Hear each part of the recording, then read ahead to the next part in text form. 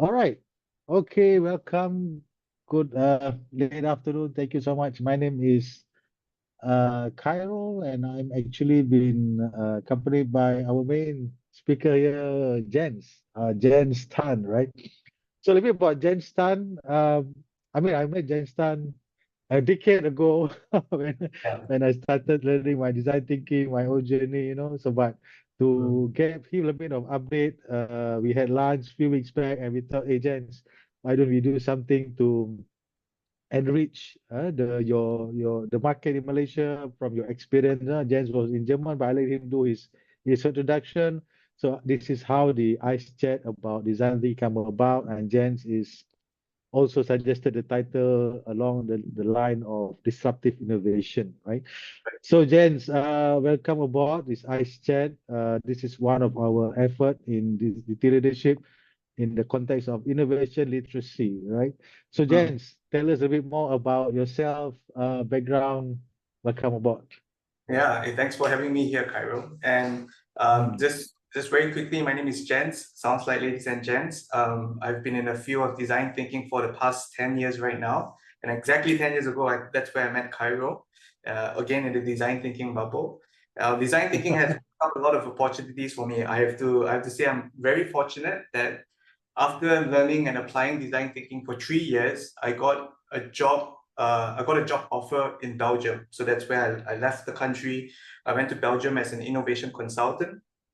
And 1 year in Belgium, I was already enough. And I said, I want to come back to Malaysia. And then the D school at Germany offered me a job as well. And I was like, okay, you know what? D school is like my dream institution to work with. Let me go there, work for 1 year, and then I'll come back. That 1 year become 2 years, 2 years become 3 years. So in total, I spent about 6 years in Europe before I moved back. So Wow. yeah, so in general, quite like Cairo. I'm an innovation specialist and a design strategist. I focus a lot using design thinking for innovation work and design work. I'm also an educator. I'm working alongside with some of the design institutions such as HPID School, with IDOU and Duma. And so that's in a nutshell who I am. Right. Thank you so much, Jens. It's been great having you actually. So yeah, Yeah. I know you've been in and out of design thinking in Malaysia. As you said, you worked here for 3 years, then you went to Berlin, German, and you have a lot more experience over there, right? So perhaps you can give us a little bit of the environment over there, in terms of Yeah. design thinking, innovation, what's happening over there, Jens? For sure. The first thing that was very apparent when it comes to learning design thinking is that design thinking is not taught and learned in 2 or 3 days workshop. That's the first thing that was very apparent. So at Mm, the HPID school, in the school that I was working with, students or participants learn design thinking over 8 months. mm, So eight right. months, and I think it's about 60 to 70 full days program. Mm, So, mm, and then they have homework, they're working on projects, and that is how design thinking practitioners are trained, at least at the HPID school in Germany. mm, So when I look at how they are being taught in applying design thinking and in as a reflection towards how Malaysians are learning, I notice there's a big gap. You would obviously mm, see design maturity there to be much, they are definitely more mature in application compared to a lot mm, of people who claim to be design thinking practitioners here. And there's this big, mm, so right. what you call as a design thinking expert in Germany and what you call design thinking experts in Malaysia, I think there's a big gap that has to be filled. Right, right. So that's I think that's actually a vast difference. I think if you talk about competency, right? So even like the one that we had at University back then was about, I think it was about 3 months. Was it 3 months? It Every was, weekend for, yeah, it I was think around that, right? about 20 days. Even 20 days is Right, not comparable to about 60 to 70 days, right? There's again right, so much knowledge to learn. right. That's true. Okay, in Yeah. terms of innovation, right, Jan, so let's move into uh, the the domain or space where design thinking is supposed to make a difference, innovation, right? Right. So what's your thought about, I mean, how do you think that design thinking influence or change, certain innovation or for companies who are looking into that space? Well, uh, yeah, innovation is such a broad topic, right? When you think about Mm, innovation, it's about finding new ways to solve a problem or generally coming up with new products and offerings, right? Generally, it's talking mm, about newness in something. And mm, and design thinking comes into play where it gives you a thought process on how to get there. Very often, people think of innovation as a very messy and very complicated way of getting to the end outcome. Some people think of mm, innovation as an eureka moment, right? It just pops up in your mind mm, while you're showering or when you're waking up, when you're mm, taking a walk. But I think design thinking gives you a structured approach to identifying what is an area worth solving for, and then giving mm, you the, I would say, giving you the tools and framework to experiment so that you know whether those ideas are, you know, relevant into, rolling up to the market. mm, Um, Now, the thing about design thinking is this. This is a reflection, and I think we briefly spoke about it the other day. When you mm, think about design thinking 10 years ago, I don't know, when I first heard about design thinking, right, I heard of case studies like the GE MRI machine for children. I heard of case mm, studies like Keep the Change from Bank of America, mm, yeah, or even Frank by OCBC in Singapore, just nearby. right. And these Mm, are examples I felt was very inspiring for me. These are mm, new stuff in the market, right? mm, mm, About creating an MR machine that is a theme park for children. It's just incomprehensible that you can think of an idea like mm, that. mm, But mm, fast forward 10 years now, today, when you look at what design thinking has accomplished, at least in Malaysia and certain parts mm, of the world as well, I realized that this newness or this inspiring ideas is not as frequent as it used to be back then. mm, mm, mm, This raised a very big question mark in my mind. Like, what were they doing 10 years ago that we are not doing today? mm, Uh, mm, so I then went down the rabbit hole. I started comparing the modules, start comparing the materials. And right.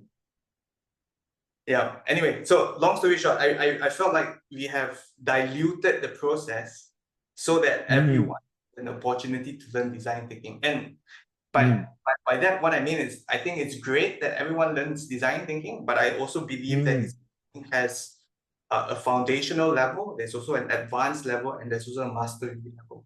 And right mm, now, mm, majority of us, we are exposed in the fundamental of design thinking. And I think it's mm. about time that we elevate that practice to move ahead. Right, right.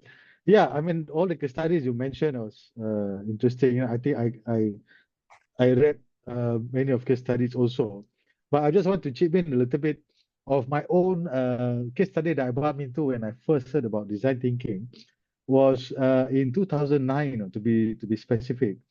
Yeah. Actually, I read a magazine. It was MIT Sloan. I have that. I subscribe that magazine, and one day the cover page was how do you redesign Q, Mm, something like that. How do you make Q interesting?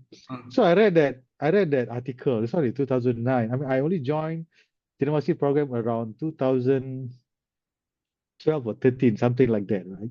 So mm, I read about that Q 2009. I bought that magazine because at the time I don't have much money to subscribe yearly. So I buy from, I think it was news something. I know they sell this magazine. It was at the yeah. discount. It was 2 months back edition.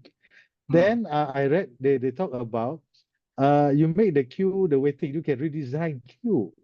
mm, You make the queue interesting. You make the queue feel shorter. I mean, talk about experience. So that was the moment my own first direct so-called intervention with design thinking. And since then, I've been finding stories about it. I read about it. And then that's where I saw in a star paper, hey, oh, already in Malaysia. Wow, that was interesting. Right? So that's where I applied, I applied. This must be the thing that I saw in the news in the magazine a few years back, right? So I Mm-hmm. think you're probably right, and I mean on that score, it could be, it could be the design thinking that it was applied back then very much. I would say from what you mentioned, very product driven and done at the by big companies, who have actually churning out a lot of product and experience. Mm-hmm. While I think over the years we have a digital explosion, right?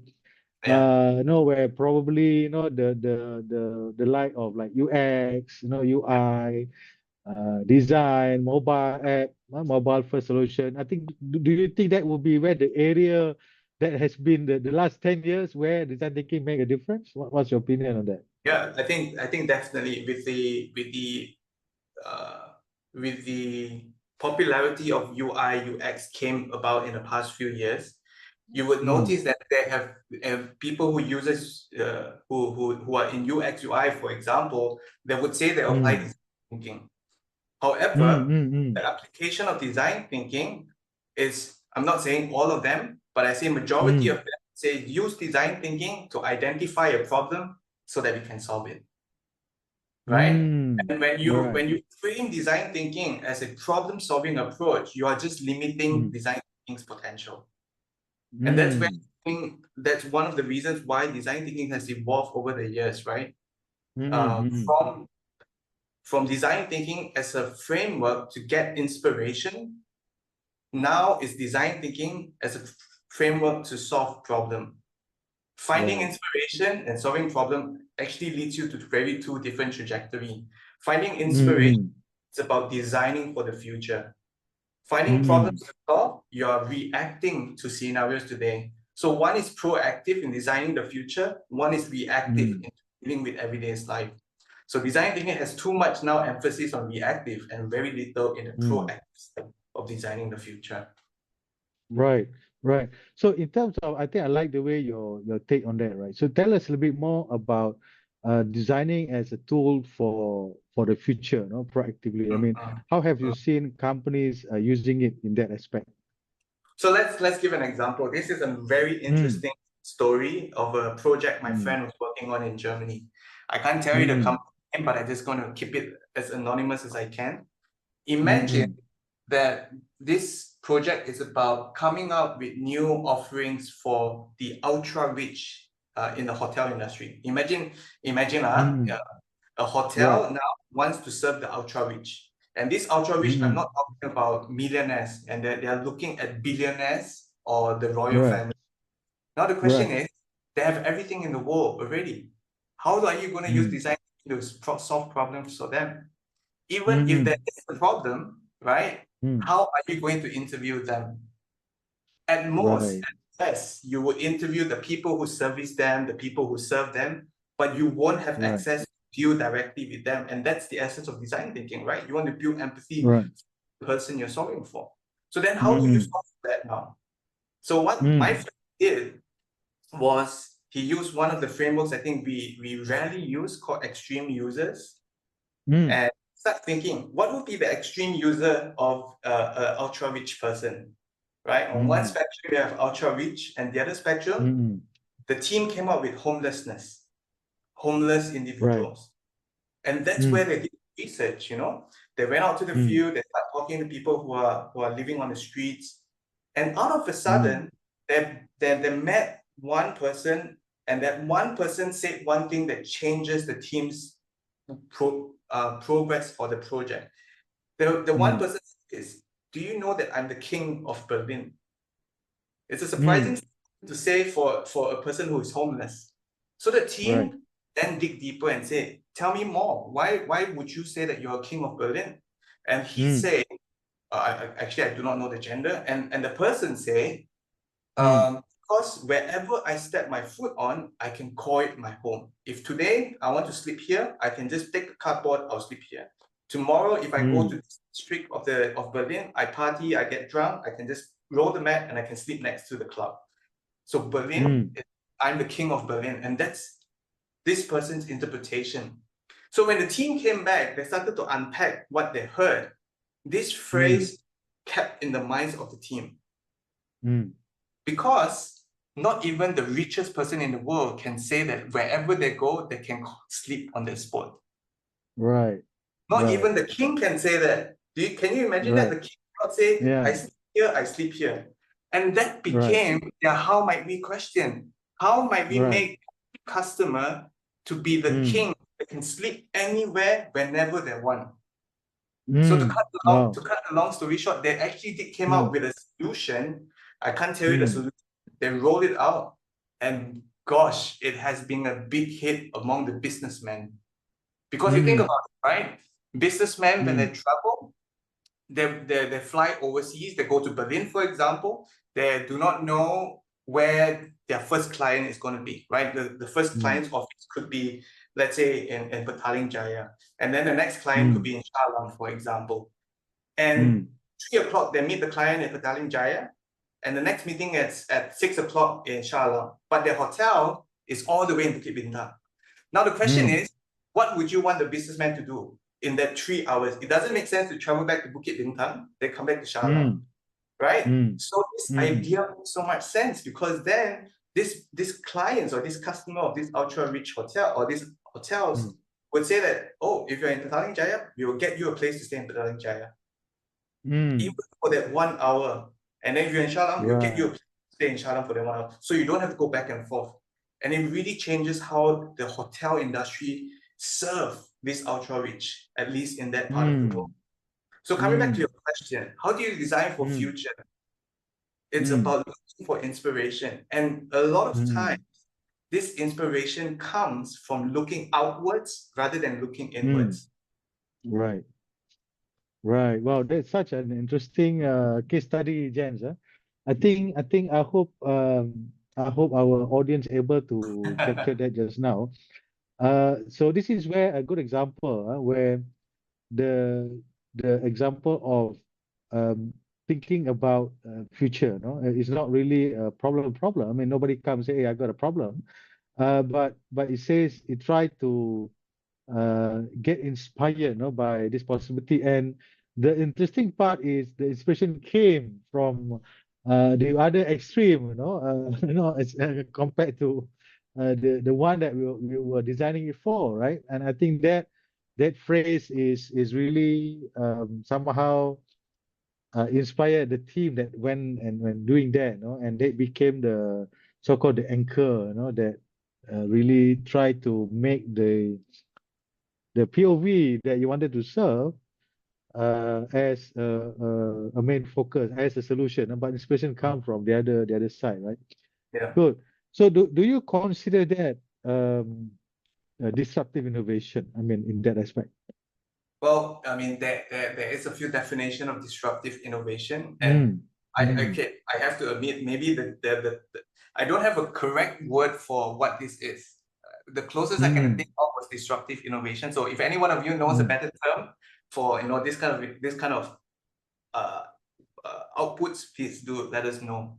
Now, when you look at what some people talk about disruptive innovation, right? Some of them will talk about disruptive innovation is, okay, I pull out my notes. I just want to make sure I quote it right. So it says that disruptive innovation occurs when a company with fewer resources moves upward and challenges an existing businesses. So it talks about a smaller company with smaller resources coming up with a product and offering that actually challenges the big players.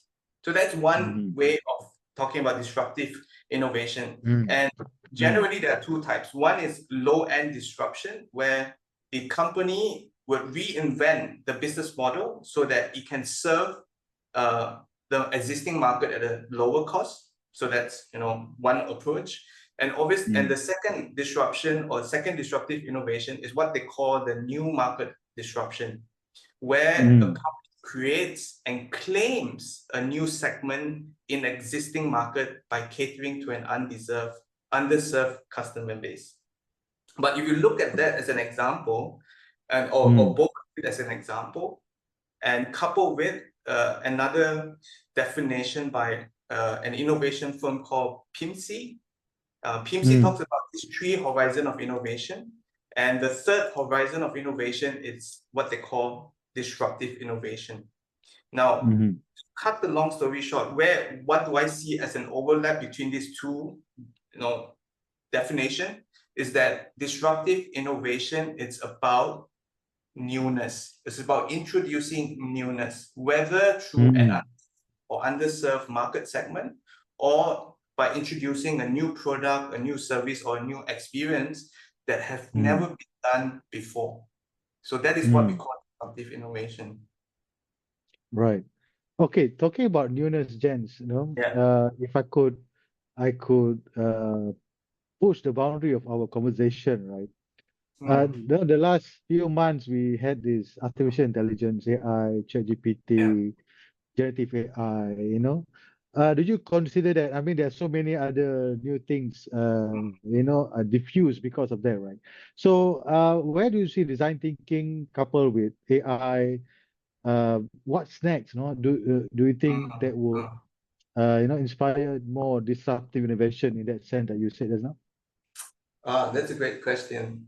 Mm, First of all, I believe that AI will help design thinking practitioners a lot, especially mm, when you have a lot of qualitative data to look through. I think they mm, can sort data out, filter things out, and perhaps give you a quick overview of what's gonna. Again, I'm just making things up. I haven't experimented with it. These are my mm, hypotheses. I'll take my word for it. mm, There are mm, design thinking practitioners that have experimented and come up with AI with design thinking, but I'm not the perfect person to go with. But these are just my mm, hypotheses. Now, whether AI can help us create disruptive innovation in the future, I think AI can help us to spark some inspiration. So think about this. When you look for inspiration, it's not easy to come out to where do you want to find inspiration. So mm, so I want to talk about this concept called analogous inspiration, mm, right? So mm, what it means is you are solving problem A. So let's say you're a bank, right? You're solving problem A. What mm, analogous inspiration suggests you to do is to find a different industry that also faces the same problem A, right? mm, And then understand how they mm, solve it, and maybe you can bring it back. mm, Now, where I think AI can help is helping us find which other industry may have that same problem as us, and how, mm, and then learn from them. Because personally, I would not know all the other industries in the world, and I have to rely on mm, AI to give some suggestion. So mm, by knowing that, I can then move ahead and go to this different industry and learn from them, and hopefully I can bring back to the project that I'm working on. Whether it will come up with new solution, again, these are hypotheses. So I've mm, heard of a serial entrepreneur, and his name is Naval Ravikant. Uh, mm, so in his podcast with Joe Rogan, he said this about AI. mm, Creativity will be the last frontier will be the last frontier for humans. I think that's his context. Basically, he said creativity will be the last thing AI can do to take away from humans. mm, And the reason why he said that is because up until now, AI cannot make intuitive decisions. They make very mm, rational decisions. So when you look back at the example of homelessness, coming out with the mm, ultra rich hotel, that mm. requires intuitive decision. If you rely Right. on AI, they're very logical and very structured. They would have really Mm, killed that I'm the king of Berlin, and they would really kill that concept way ahead and say this is not going to work for the ultra rich because they are logical, they're very rational. It requires right. human emotion and intuition to say, oh, I think that's worth exploring. It's crazy, it's wild, Mm, it's out of the world. Let's try to explore that. So I think that's where mm, mm, human will still have the edge, and you still have to work alongside with AI to come up with these new things rather than just relying on AI to come up with new disruptive innovation. right. So I want to also ask some variation of that because you mentioned that AI, there's some parts that AI can help, particularly designers, right?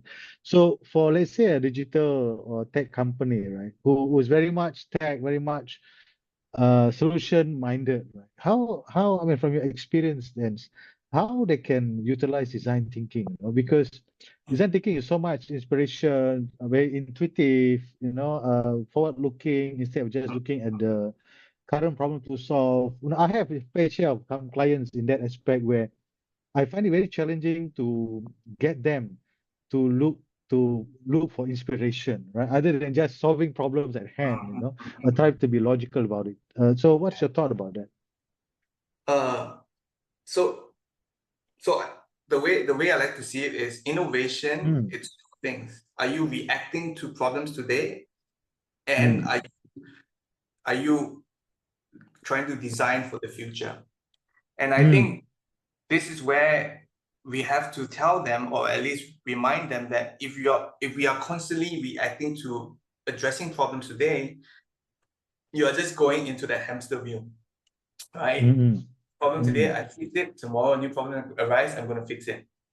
Where mm, else? When you look at the example, just let's take the example of the hotel industry again. mm, I'm sure they have a lot of problems. They're also in that hamster wheel, but they managed to invest and they start designing for the future. Now, when they launched this new concept that, based on, the definition of newness, it kind of is disruptive innovation. And it leaves a mm, very strong impression in the ultra rich, right? mm, And mm, mm, and because of this impression, this hotel, because of this newness, become the leading, I would say, a leading force in the hotel industry, because the rest will mm, now look to that hotel and say, oh wow, how did they get there? Why are we not offering this? How can we got this offering? Now the rest of mm, them will be playing catching up, and they are right. reacting to the circumstances. But now this Mm, company is already ahead. With their mm, advantage, you can start thinking about how can I go another level further. mm, So I think mm, that's where a lot of organizations today have to start investing on both. You need to invest in solving the problems today, which is very logical, but also start making time and also allow space to explore this really out of the world direction.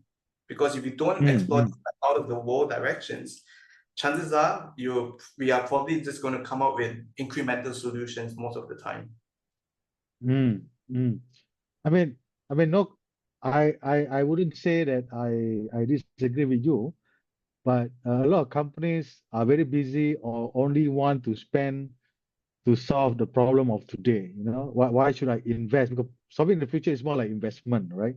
And of course, we Yeah. talk about investment, a lot of ambiguities, uncertainties, ROI, right? So, what's your experience tell you, or what you have seen so far in maybe that part of the world or projects that you could advise us over here? Yeah. Well, I mean, the thing that I have to say is that we live in a very saturated world today. It's highly Mm, competitive. Everyone is doing the same thing. Everyone is offering the mm, same thing. It's just a matter of time. Someone's going to copy you. And mm, again, why do you want to invest in the future? Because you want to be one step ahead, right? mm, And if mm, organizations don't do that, they're just getting stuck in a rabbit hole. And chances mm, are, when you're in that rabbit hole, because you don't have time to be inspired to try new things, to come up with new products and services, I can imagine that most of the time, your concept or your new offering is either about making things more efficient, it's about mm, cutting costs, or it's making things bigger. Eventually, it's just going to be about one of these three things, and then you're just going to compete in a huge price war with one another, and then one of mm. you are just going to be phased out. Right, right. I think we've seen many companies the last decade, you know, there used to be the incumbent, the big corporations, you know, like Nokia, who else? Kodak, example, Mm. and of course, I mean, from my reading, even GE is facing some of that situation as well, no, despite not having so many at their disposal, you know. So looking forward, right? I mean, for company who is let's say, you know, they get inspired by the example you gave just now, and they wanted to probably, you know, invest something for the future. What Yeah, would be the some tips that you could give them, right. Jentz? Um, So I think the first thing is, while you are solving everyday's problem, make space to also experiment on dark horse solution, right? Or solutions that it's radical. And I think that's the easiest entry point to start thinking about coming up with innovative solution. You come up with, so while solving today's problem, while you're coming up with ideas, try to pick one or two ideas that you think it doesn't make sense and experiment on that. Don't kill that idea too soon. And when you allow space to explore these kind of crazy ideas, hopefully one day you'll see you'll see the fruits at the end of the day. The second thing you could also do, what I've also noticed in some organizations, at least in Europe, that allocate 10% of the working hours to explore or to find inspiration. So they give the innovation team the time to explore the future scenarios. Like, what would be an ideal scenario they want to create? What kind of products and offering they want to create? Allow them to play and experiment. So just giving them time to play around would actually also give them an opportunity to explore potentials of the future. Right. So do you see, I mean, from some of my reading, for example, like Google X, no, at one time, Google experimented. I think there was a time during when we did design thinking back then, in Genova, where we were experimenting also. I mean, we were trying to get inspiration from Google Glass, right? Something that I mean, could be an inspiration what Vision Pro is today, could be, right?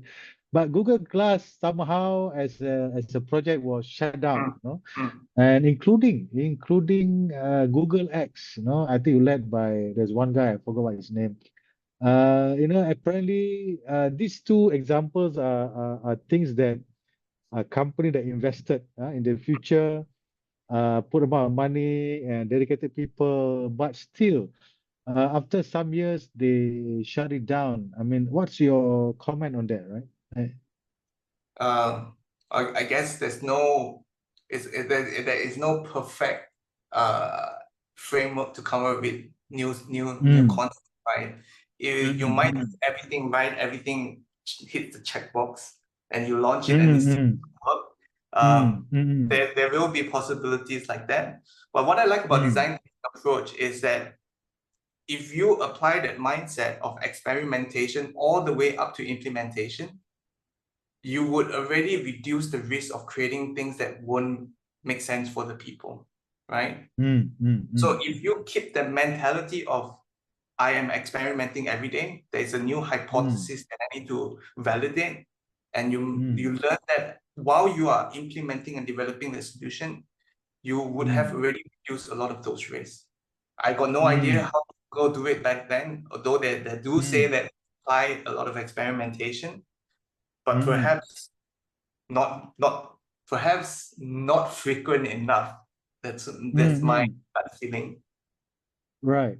I mean, talking about things that people do, right? Even interestingly, I mean, for me, when I observe all these tech giants, especially, and you can see how they evolve, from internet company, for example, like Google Internet company, and then we have company like Apple in the device, smartphones, take another 1 or 2 decades, and try to outdo company like Microsoft, but suddenly it's interesting suddenly that Microsoft is making a comeback, right? I mean, especially after GPT was launched and it was find out that Microsoft has invested in GPT at the early stage, 5 years ago. And consider like now in the age of AI, it's interesting to see this kind of company trying to come back, right? And people are talking also. There's one news I read recently about how did Amazon miss, so to speak, the AI. Where is Amazon in this space, right? But looking at all these, right, these are considered called disruptive innovation. But on the other hand, which is very logical, right? On the other hand, we have design thinking, right? I try to marry these two because coming back to our title. So how might we now transition design thinking as a tool or for inspiration, for humanity, for what we call people, uh, into an approach for disruptive innovation, something in that aspect that you mentioned just now, in terms of uh, innovation, disruptive, which is coming from newness, Mm, coming from so-called the untapped place, right? So how mm. that these two could be used together? Uh, I wouldn't have a good answer on how do you match AI with design thinking to come up with disruptive innovation, at least for now.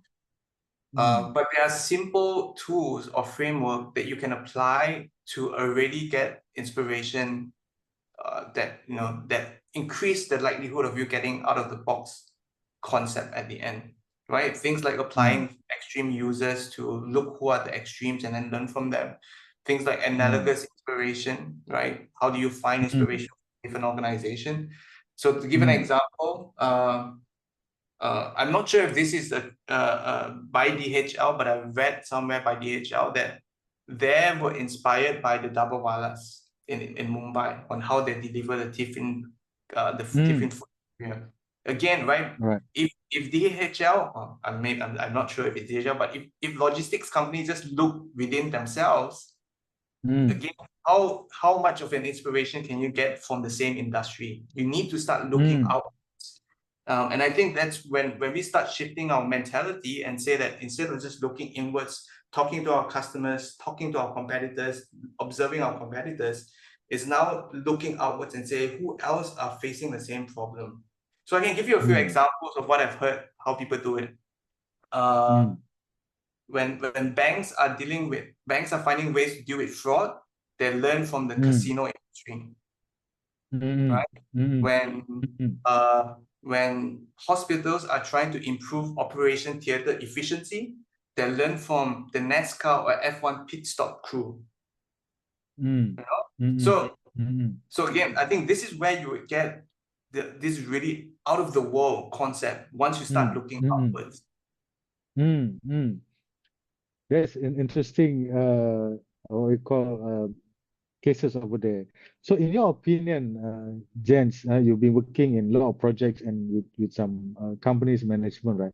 How do you convince the top management or the project owner, right, or the sponsor going to things like this, okay, the hospital, let's say you're in the hospital, say, I want to learn some expression I heard from Jentz in the webinar the other day, we should go to the pit stop, right? I mean, you will get shot down, right? You're Yeah, lucky you get shot down, then get fired, right? So, yeah. I mean, what would be something that we can tell our bosses to get into all this, Jens? So uh, I wouldn't say this is the best approach, but this is how I do it. If I'm working on a project, Right. autonomy, and Mm, most of the time, my clients would only want to see me presenting to them the milestones of what we have done, right? mm, How we get mm, to those milestones, usually they are not very particular how you get there. What they care is if I'm going to meet you today, I want you to present what you have mm, done, the outputs. mm, mm. How do you get there? It's very flexible, and I will just do it without Right, them, right? right, right. So I would just go to the pit stop and talk to people there and observe them. I would go, to whatever, go to the streets and talk to the homelessness or homeless Mm, people, bring it back, and then contextualize it to the existing project and then right. present it. At the end of the Mm, day, people don't care how you get there. What's important is what do you come out at the end. right, right. Is the result that comes. I mean, in short, Yeah, that's what I'm saying, right? yeah. I don't really care how you're going to do it, but no, the result matters, right? Okay. Right. There's a question here, James. Can school children get something from design thinking? What do you see? Yeah, for What's your take? sure. For sure. Mm, A lot of mm, international schools around the world have started to introduce design thinking to to schools. I do not know at that age, but I've heard the youngest was like 10 or 11 years old. They are really exposed to design thinking. So yes, you can already start teaching them, but of course, simplify the process, the approach. Okay, all right. I want to just do recap a little bit. You mentioned, I think this is for those of you probably missed out. We have about a few people just joined also. You mentioned very specific, actually, it's design thinking tools like analogous inspiration and extreme users, right? So for the audience, these are actually an actual name of tools that is used in design thinking, toolbox, right?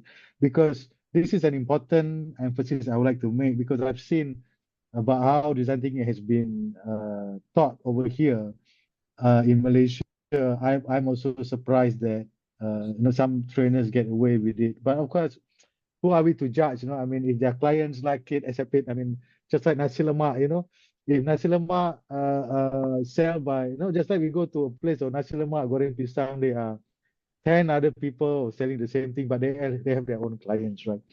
But I just want to make this emphasis that analogous inspiration is actually a term of a tool used in design thinking as well as extreme user. Seems like I know is the bell curve, right? We have that bell curve showing the two extreme users.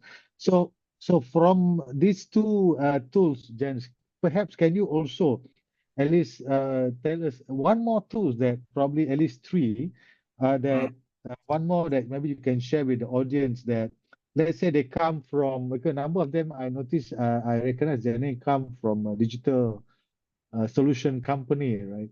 What would be another tool that they can use as a takeaway from today's session, other than these two?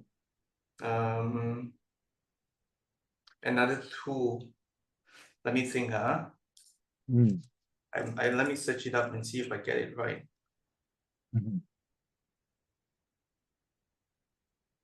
There is so there's this method that is called dark horse prototype. Right? The dark horse prototype is a method. Anyway, you know what? It's just basically encouraging you to prototype. I'm just going to drop it on the chat so that you can also go to this place and read more about it. It's called dark horse prototyping. All right. I think Good. on. Okay, got it. So yeah. Got it on the chat box? Yeah, okay. Yeah. So I've also wrote a little article about extreme users. You can look it over there. And I can also good. do analogous inspiration. I mean, so other institutions call it differently, which is quite similar. At Luma, it's called alternative role, and we're going to put it in the link as well.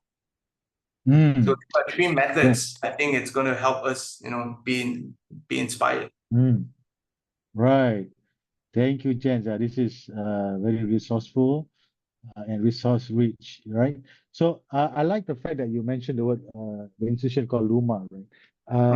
Can you tell us a bit more, Jentz, maybe for the benefit of the audience?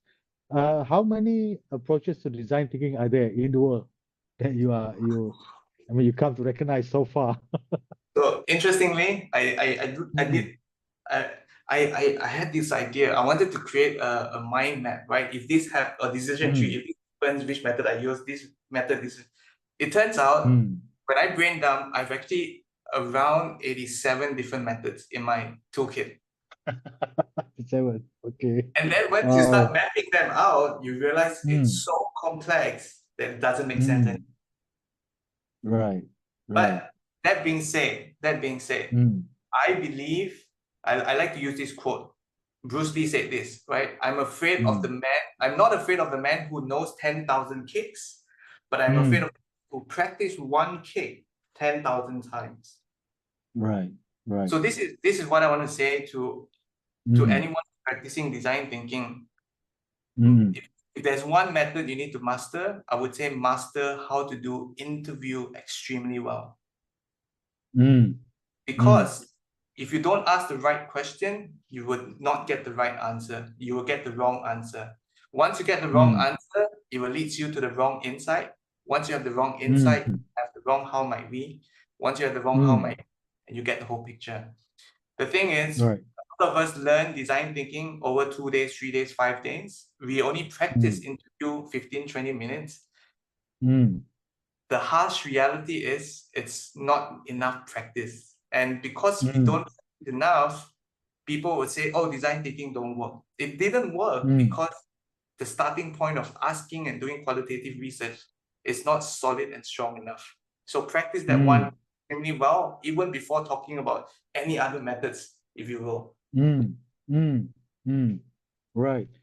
Thank you. Yeah, I mean, I I could agree with you that the tool sets are many, but Mm, I also have a counter. There are many types of design thinking steps. The one that I personally learned with Genovasi from Stanford was the EDIPT, the five approach. And mm, then I think at this school they even have the iterate approach. This is the 6 steps. There's mm, another one. I think there's another one I got through was from Future London Academy. The mm. one they have about four phases. The one that Jean Lika also what is what wow something about, I think another four something, right? A lot. I think IDEO has three I, 3 step. IBM also similar. There are many others, right? So I think like what Jen said, right? There are many. There are different levels of mastery over there, and also I mean needs also. If your need is only to satisfy a certain level of hunger, then you probably go to get a foundation just to get a taste of it, right? But if you want a bit more further with trying serious about it, I mean, you even can use for your own startup and all that. That you probably need a bit more advanced too. But again, I think either they are 5 steps, 6 steps, 4 steps. From your experience, Jens, are they leading to the more or less the same direction, Yeah, or what? yeah. So if you zoom out, right, Mm, all it is just two compartments, right? One is mm, finding mm, inspiration, and the other mm, is embracing experimentation. So finding mm, inspiration could mean looking for inspiration of where to solve, what problem to solve, and that's where you find pain mm, points. Inspiration can come from mm, any problem, and that's what we talk mm, about. And then the mm, second component is embracing experimentation. This is where brainstorming, prototyping, testing, and iterating comes into place. So in mm, essence, whatever framework that you look into is just basically these two big components: getting mm. inspiration, embracing experimentation. Right, right. And I mean, talking about prototyping, right? I think you somehow, I don't know why that word, take me back to 10 years Hmm. ago when in Vasi. I also, other than being a student there, I also did some part-time coaching for university also at that time. And I remember the back and forth prototyping, especially when you come to already halfway of the program where the prototyping is a bit hectic. You have to go out like Hmm. twice a day kind of thing, come back, unpack, brainstorm, and then you stay until about 7 or 8 p.m., try to, I wonder if this means, you do all that, right?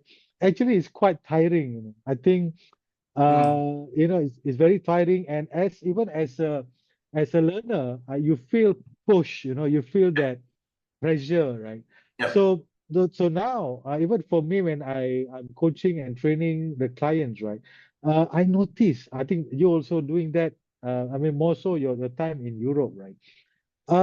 Do you see that the same level of acceptance, or in terms of the willingness of the learners to learn in that kind of environment? Or do you think Yeah. that they feel that it should be fun, how come you're Yeah. pushing me to do all this? I know, what's your take on that, Jens? Yeah. So my take is being an innovator is not an easy Mm, journey, right? mm, A good innovator, or let's say a good design practitioner, requires you to go the extra mile. So mm, let's talk about gaining inspiration, right? And you talk about mm, going and speak to your customer. You can speak to your customer over Zoom, or you can speak to your customer face to face in their office. mm. Which one builds more empathy? Obviously, the one where you go to the office, you talk to them, you sit Right, down. right. And that's what I say. And I think that's where people think design thinking is, it's not an easy journey. It requires you to do the hard work. It requires you to go that extra mile. And what I've realized is if you take shortcuts, it really show in your outputs at the end. Again, if when people say design thinking don't work, there's a reason, because all these things are not practiced well enough.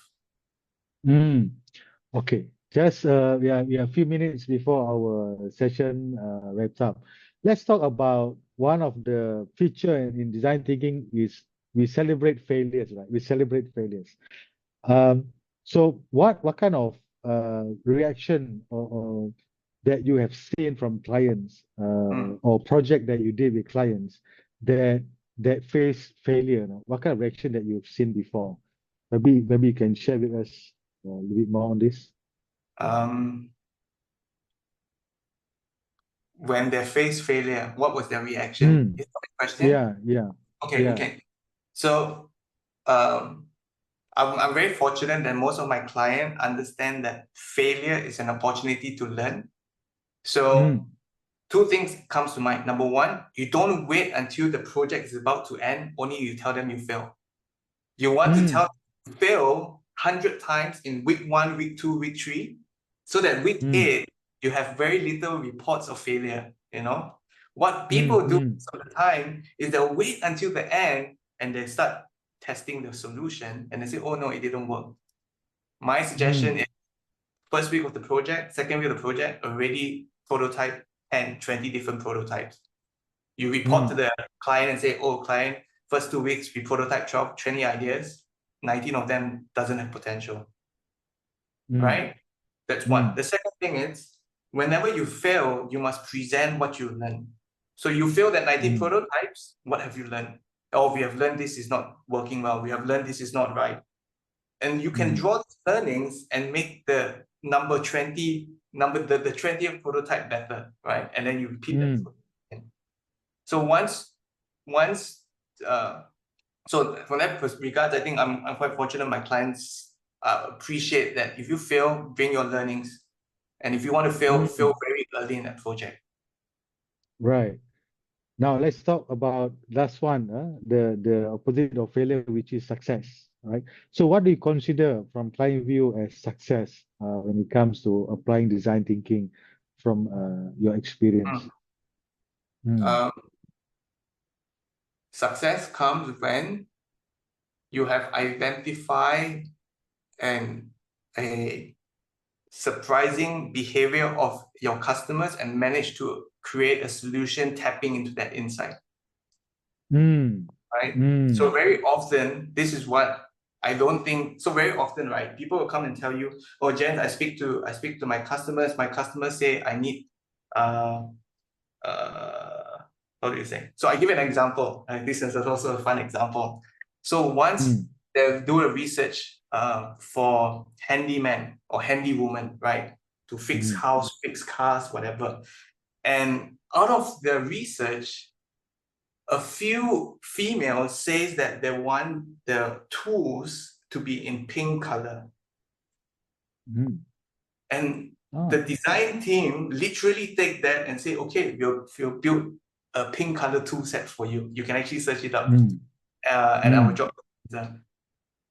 And once they launch that, once they start selling that in the hardware shop, you will realize that instead of empowering the woman, the females, they actually got laughed at. Can you imagine going to the counter and ask the person and say, hey, can I get a pink tool?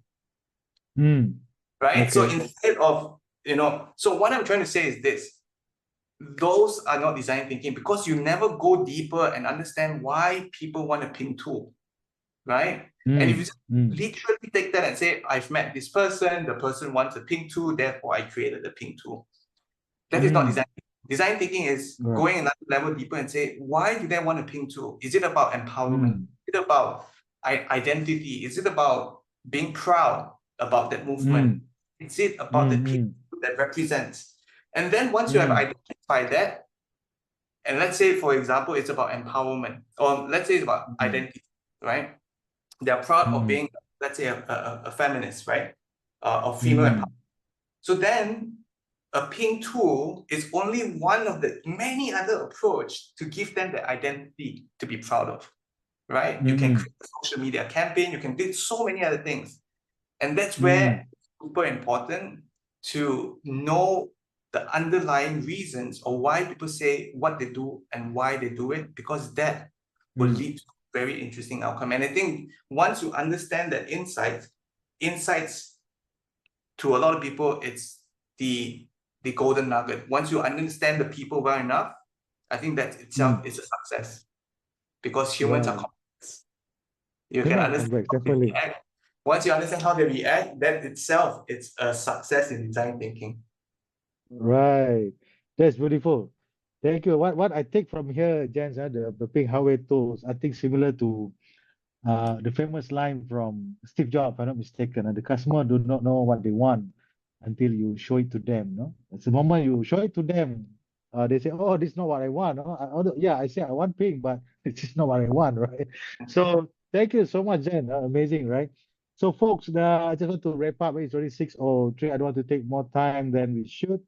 What I The three tools that Jens shared with us regarding design thinking. Number one is the extreme users. The other one, analogous inspiration. The last one just now is dark horse prototype, right? You can see that in the chat box. And Jens also mentioned about one case study from the Indian Dabbawalas, right? I also have read this study in the Harvard Business Review. Amazing, very manual, 100% manual. They are better than Six Sigma, one mistake per million, right? So they're better than that. So it's amazing case study, Dabbawalas. James also shared about the team, no? When they are experiencing failures, they are looking at what the learnings, what are the learnings over there, and what are the opportunities that we can gain from that, no? And also, I like the fact that communicate your failures early, set very high failure expectation early compared to towards the end, right? And Jen also talk about identify the opportunities, right, that you gain from your failures, and also identify the behaviors of the users, the customers. These are considered one of the success or edge, whenever you use design thinking, not just about ROI, not just about money and launch, but identify the right behavior that's potentially unconscious, but very much very close to your target group that you're looking at, right? All right, Jens. Final words, Jens, before we close off. Yeah, I think the final words would be, I think right now with design thinking being something that most of us learned and understood, it's time to start thinking about design thinking not only as a problem-solving framework, but it's also a tool to get inspiration and to embrace experimentation as a way to design for the future. So start thinking bigger of what design thinking can do apart from just solving problems. Right. Thank you so much, Jens. Go for experimentation, folks. So for the rest of the audience, thank you so much, and give applause to Jens. Thank you so much, Jens, for being here on the Ice Chat Innovation Literacy. I hope to catch up with you again. Wish you all the best on your trip next week to Istanbul, right? Right, Istanbul. Istanbul. All right. Take care. Thanks so Thank much, you. everyone. Thanks for Bye-bye. coming. See you again. Bye. As you know. Bye-bye. Okay, folks. Thank you so much. So I'm going to put this up. Let me do a little bit of editing, then I'll let you know when I will be setting this up, the video, so that probably we can learn a thing or two from here, and probably to everyone who cannot join, so probably that you are able to also catch up on the video next time, right? Thank you so much for everybody. Thanks for joining. Safe drive in the evening going back. Assalamualaikum. Bye-bye.